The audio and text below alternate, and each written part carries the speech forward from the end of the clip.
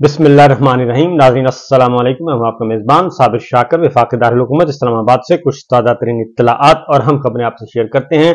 30 दिसंबर गुजर गया जो कि पाकिस्तान की तारीख में बल्कि आलमी सतह पर एक आलमी रिकॉर्ड कायम करके गया। 30 दिसंबर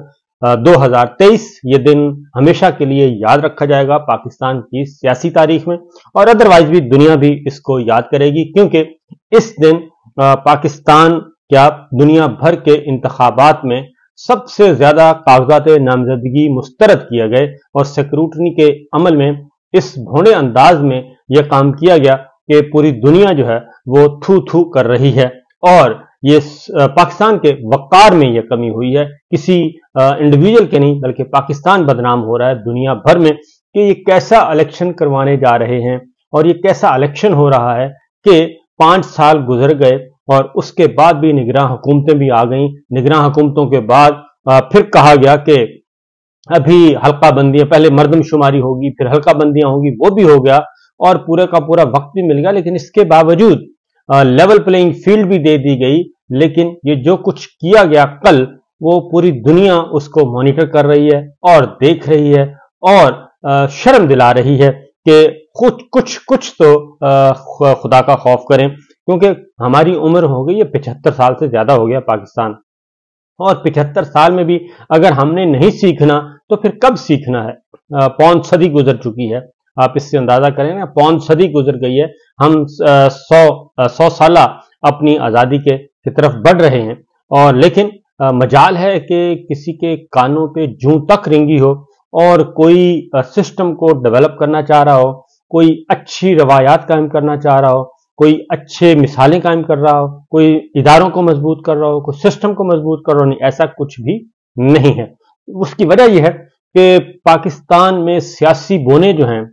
सियासी बोने हमेशा से, और सियासी बोने का मतलब तमाम फील्ड के जो बोने हैं वो सारे शुमार होते हैं, क्योंकि सियासत किसे कहते हैं? सियासत कहते हैं उमूरे ममलिकत चलाने को, और उमूरे ममलिकत जो है वो सब मिलकर चला रहे होते हैं, और यहाँ पे हर इदारे में जो है वो बोने बैठे हैं।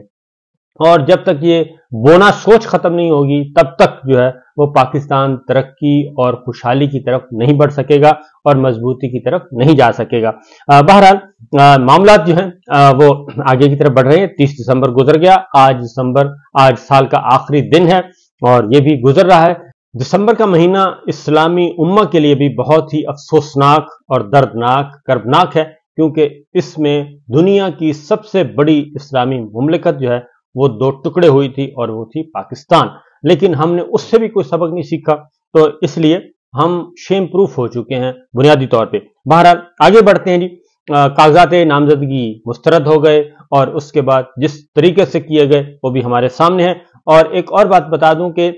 ये सिर्फ पाकिस्तान तहरीक इंसाफ के जो जय्यद लोग थे,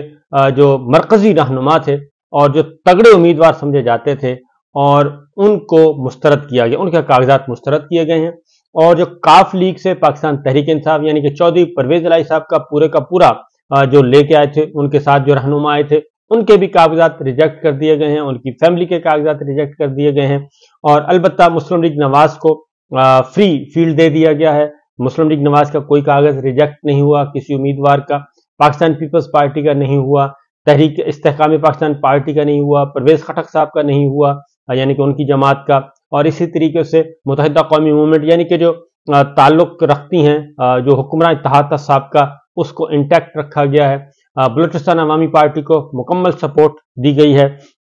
बलूचिस्तान में अख्तर मेंगल साहब के कागजात रिजेक्ट किए गए हैं, डॉक्टर फहमीदा मिर्जा के कागजात रिजेक्ट किए गए हैं, जुल्फकार मिर्जा साहब के कागजात रिजेक्ट किए गए हैं। इसलिए वो तमाम के तमाम जो कि इनसे टकराने का इरादा रखते थे और जिन्होंने जीतना, जिनके बारे में था कि ये तो जीत जाएंगे, तो उनको रिजेक्ट किए गए हैं। लेकिन अगली जो बात है वो ये है कि पाकिस्तान तहरीक इंसाफ हो या कोई भी जमात, तो खासतौर पर इस वक्त पाकिस्तान तहरीक इंसाफ की बात हो रही है, तो हर हल्के से 4-4, 5-5 उम्मीदवार मैदान में उतारे हुए थे, और वो दरखास्तें अभी तक मौजूद हैं और वो उम्मीदवार भी मौजूद हैं। और ये जो इलेक्शन है ये बिल्कुल मुख्तलिफ नौइयत का है। ये पाकिस्तान की तारीख का एक बिल्कुल मुख्तलिफ नौइयत का इलेक्शन होगा, जिसमें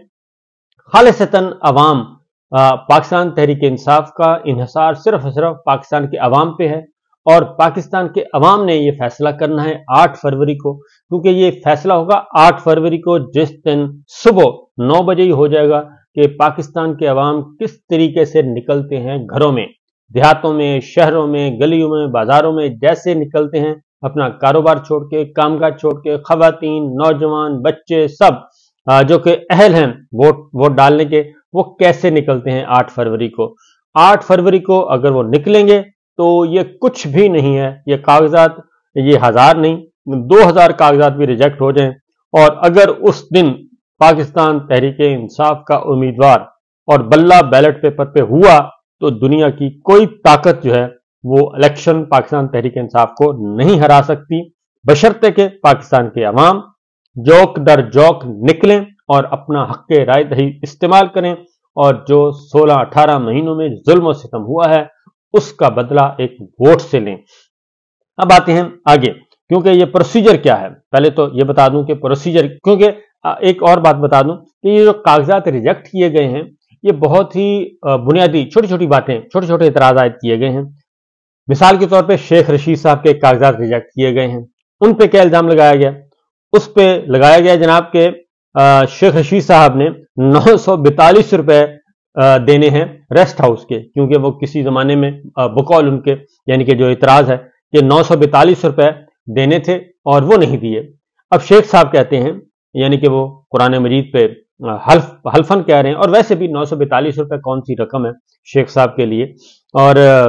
خواہ وہ کتنے بھی شیخ ہیں، کنجوس ہیں، لیکن 942 روپے تو کوئی حیثیت نہیں رکھتے، تو 942 روپے بقایا جات انہوں نے کہا جی نہیں دیے ریسٹ ہاؤس میں، مری کے ریسٹ ہاؤس میں۔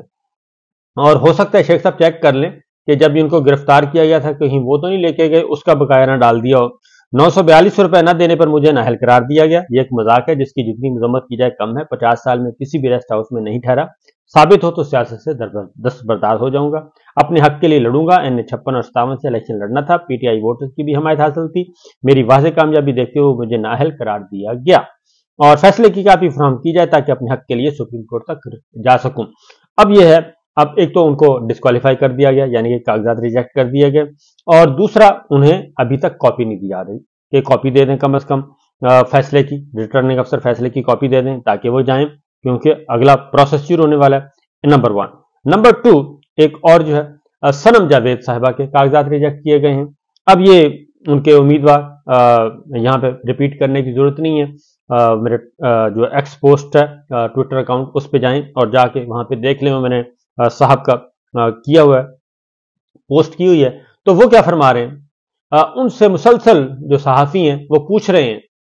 وہ پوچھ کے تھک گئے کہ جناب آپ نے صنم جاوید صاحبہ کے کاغذات پہ اعتراض کیا کیا ہے؟ اب وہ کہہ رہے ہیں کہ جی وہ میں نے وکیل کو بتا دیا۔ انہوں نے کہا جی جو وکیل کو بتایا ہمیں بھی بتا دیں۔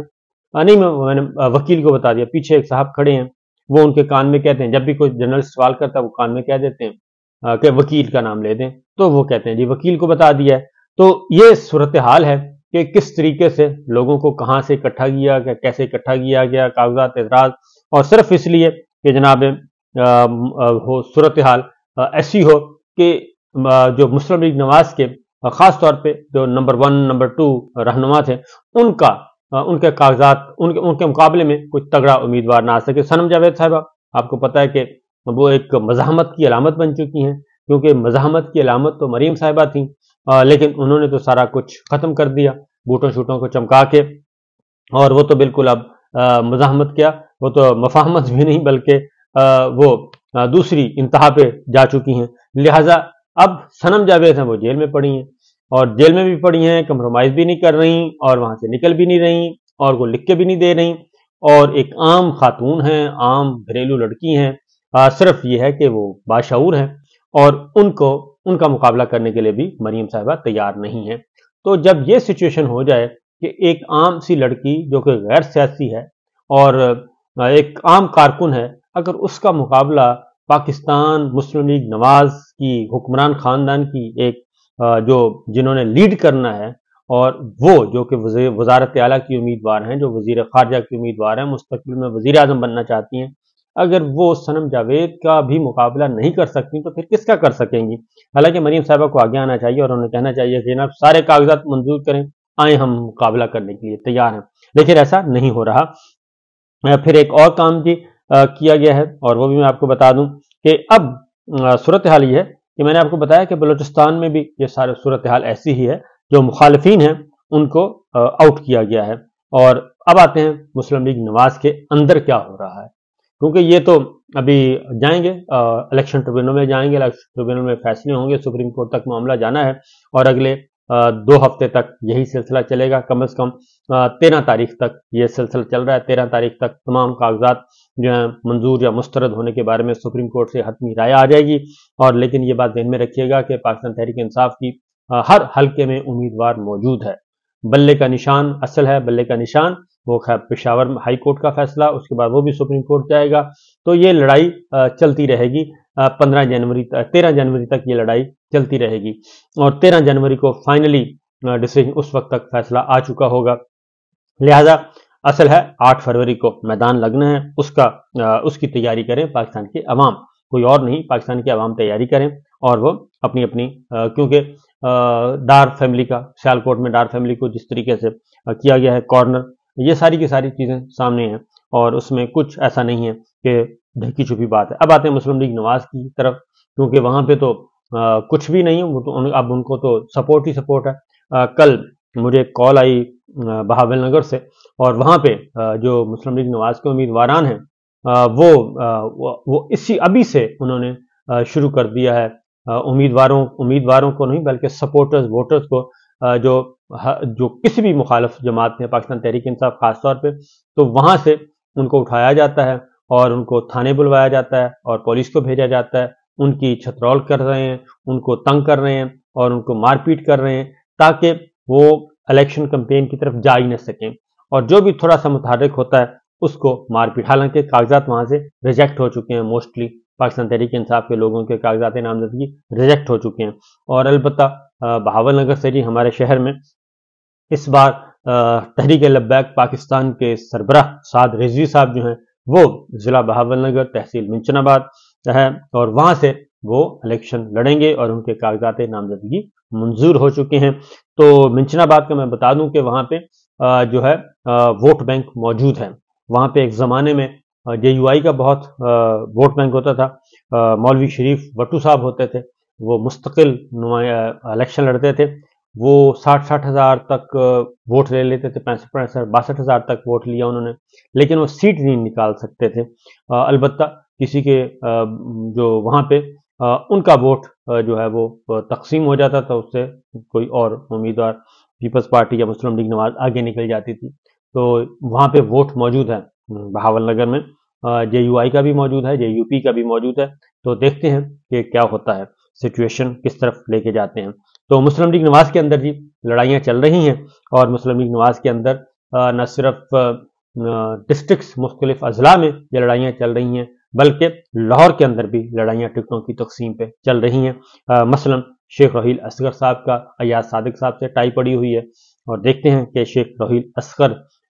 جو ہیں ان کو ٹکٹ ملتا ہے اس حلقے سے، ان کے آبائی حلقے سے، یا پھر ایاز صادق صاحب کو